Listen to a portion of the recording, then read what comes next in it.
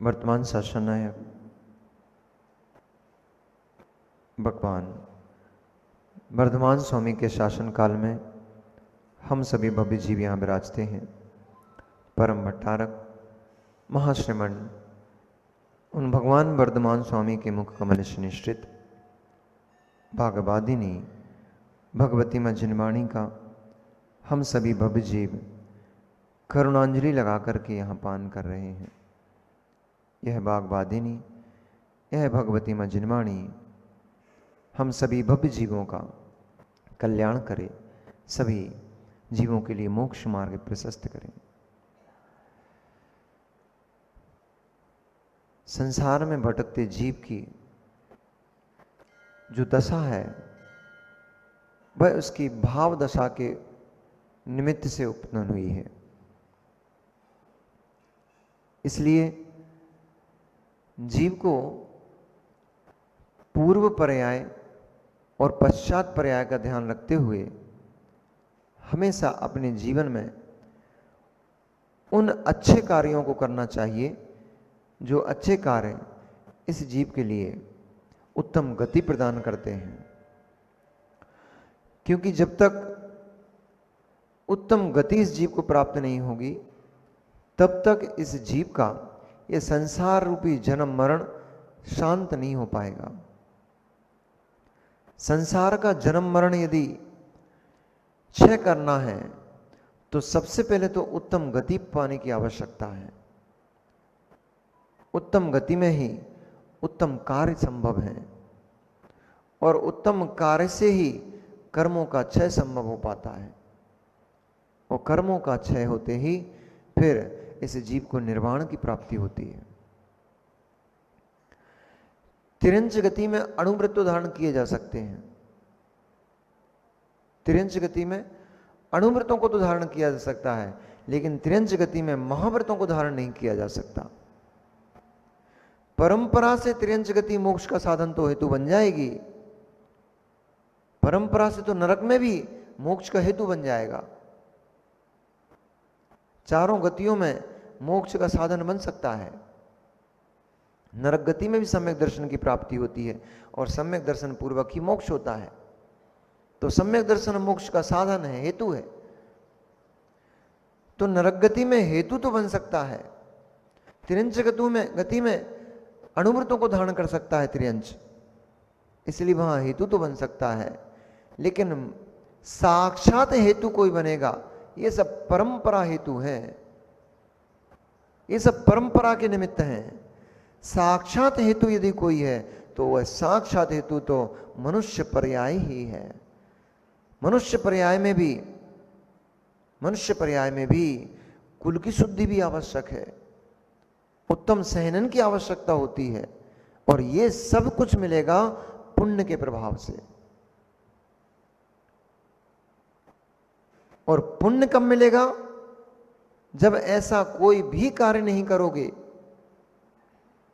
जिससे पाप कर्म का आश्रय होता है, जिससे अशुभ कर्मों का बंध होता है, उन कार्यों से बचोगे तो अपने आप पुण्य की वृद्धि होती चली जाएगी। परिणामों में समता रखोगे, निर्मलता रखोगे, अपने आप पुण्य की वृद्धि होती चली जाएगी।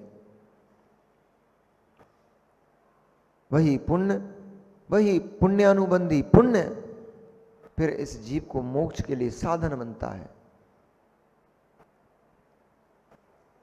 एक समय का किया गया पाप इस जीव के न जाने कितने भव खराब करता है।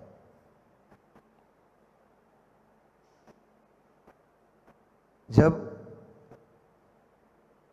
इधर शिक्षा आदि को प्राप्त करते हुए बेचार बालक वृद्धि को प्राप्त हो रहे थे, तब यहां वही घटना घट गई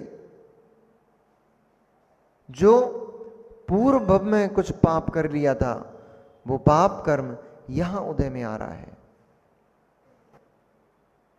मिथिलापुरी में राजा जनक की पत्नी, क्या नाम था सीता, विदेहा, राजा जनक की पत्नी विदेहा, उस विदेहा के जब गर्भ ठहरा तब एक राक्षस जाति का देव उसके गर्भ की प्रतीक्षा करने लग गया। राजा सैनिक ने पूछा, भगवान ये जनक के गर्भ से उस राक्षस देव का क्या संबंध है?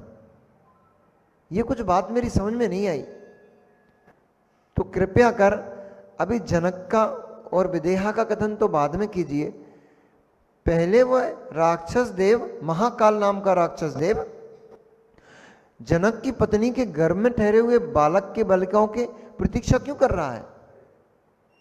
इस कथा को कहकर मुझे संतृप्त कीजिए। तब गणधर परमेष्ठी गौतम स्वामी कहने लगे, हे सैनिक, यही तो मैं कह रहा हूं कि जीवन में ऐसे कोई भी काम नहीं करने चाहिए जीव को जो कालांतर में इसके लिए कष्ट का कारण बनता है। चलना भी है तो देखकर चलो, कहीं आपका पग ऐसे स्थान पर न रखा जाए जिससे आपको स्नान करना पड़ता हो। सौरभ भैया, देख के चलोगे तो रास्ते में पड़े हुए मल के ऊपर पैर नहीं पड़ेगा, और देखकर नहीं चलोगे, कहीं भी देखते चले जा रहे हो तो पैर तो मल पे पड़ ही जाता है, फिर स्नान करना पड़ता है। यहां तक कि यदि मुनिराज का भी पैर मल पे पड़ जाता है तो मुनिराज को भी स्नान करना पड़ता है। आपके जैसे बाल्टी से नहीं नहाते, उनका स्नान दंड है, इसलिए उसका नाम दंड स्नान है। चूंकि मुनिराज का 28 मूलों में स्नान नाम का मूल गुण है और मल के ऊपर पैर पड़ गया, इसलिए उनको स्नान करना पड़ेगा, उसका नाम दंड स्नान है। ये प्रायश्चित विधि है। अब वो कैसे होता है, वो तो जब आप मुनि बनोगे तो आचार्य भगवान आपको सिखाएंगे कैसे करना पड़ता है। अशुद्धि हो गई है, उस अशुद्धि से शुद्धि के लिए मुनिराज को सबसे पहले अपने पूरे मुख का प्रक्षालन करना होता है। यहां से पूरे हाथ, क्या कहलाता है ये, टहनी, कोहनी, कोहनी से लेकर के नीचे तक का पूरा हाथ प्रक्षालन करना होता है। घुटनों से लेकर पूरे पैरों का प्रक्षालन करना होता है। जिस स्थान पर हमारे स्पर्श हुआ था उसको स्वच्छ करना, साफ करना होता है मिट्टी आदि के माध्यम से, अथवा नहीं भी हो तो पूर्ण जल से उसको साफ करके फिर 3 बार अपने सिर से कमंडलू से 3 बार धाराएं देना होती हैं। और धारा भी कैसी, मस्तिष्क के जब छोड़ेंगे धारा तो पैर के अंगूठे तक पहुंचना चाहिए, नीचे तक पहुंचना चाहिए। ऐसी धारा 3 बार देंगे। उसके बाद फिर चूंकि मूल गुण में दोष लगा लिया है, इसलिए उनको फिर उस दंड स्नान का प्रायश्चित लेना। एक तो यही दंड हो गया, सबसे बड़ा दंड तो ये हो गया कि आप स्नान मूल गुणी, आपको दंड स्नान करना पड़ गया, यही महादंड हो गया। फिर अब एक अनर्थ आपने किया है कि दंड स्नान किया है, इसलिए उस अनर्थ के लिए अब आप अपने गुरु से प्रायश्चित करो। उनको आचार्य प्रायश्चित देते हैं। फिर अब सोचो,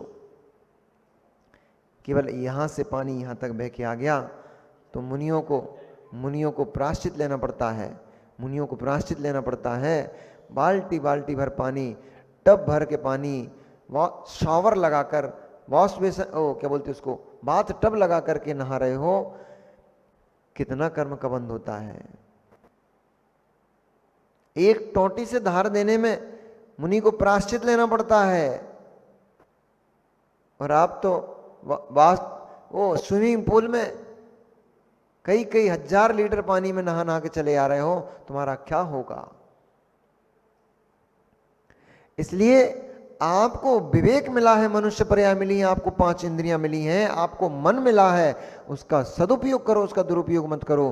किंचित भी इन उपलब्धियों का दुरुपयोग करोगे तो नियम से आपको इंद्रियों से हाथ धोना पड़ जाएगा।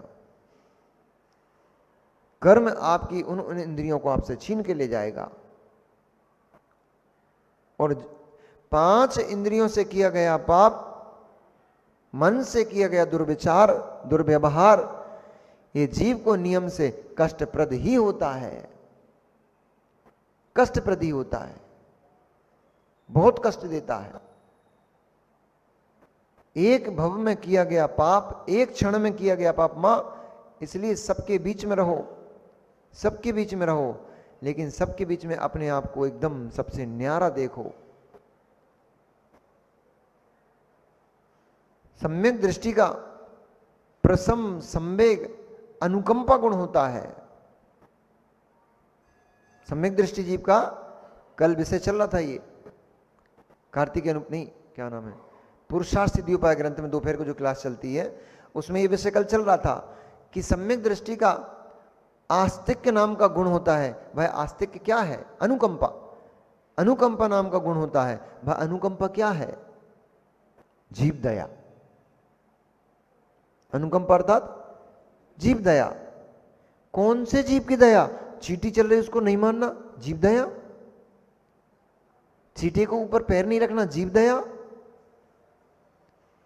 कढ़ाई में जीव गिर ना जाए इसलिए रात्रि भोजन नहीं करना, ये जीव दया।